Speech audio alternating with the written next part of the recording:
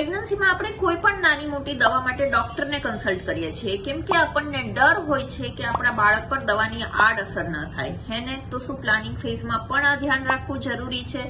જી હા, પ્લાનિંગ ફેઝમાં તમારા કન્સેપ્શનને ઇઝી બનાવવા માટે થોડીક દવા વિશે જાણવું જરૂરી છે. જેમ કે અગર તમે પેઇન કિલર લાંબા સમયથી લેતા હોય, વારંવાર લેતા હોય, તો એ તમારા ઓવ્યુલેશનને અફેક્ટ કરી શકે છે. થોડી ડિપ્રેશનની દવાઓ, એન્ટીસાઇકાઇટ્રિક મેડિસિન કે આંચકીની દવા ઓવ્યુલેશન પર, હોર્મોન્સ પર ફિમેલમાં અસર કરે છે, મેલમાં સ્પર્મ ક્વોલિટી અને ક્વોન્ટિટી પર અસર કરે છે અને ક્યારેક ફિઝિકલ રિલેશનમાં પણ ઇસ્યુ ક્રિએટ કરે છે. થોડી કેન્સરની દવા માટે પણ કેરફુલ રહેવું જરૂરી છે. સો પ્લાનિંગ ફેઝથી જ તમારા ડોક્ટરને કન્સલ્ટ કરો, થોડા કેરફુલ રહો અને તમારી પ્રેગ્નન્સી જર્નીને હેલ્ધી અને હેપી બનાવો. અને અમારા પ્રેગ્નન્સી વર્કઆઉટ ક્લાસ એક્સપ્લોર કર્યા ડિટેલ્સ નીચે અમારી બાયોમાં છે. Stay connected.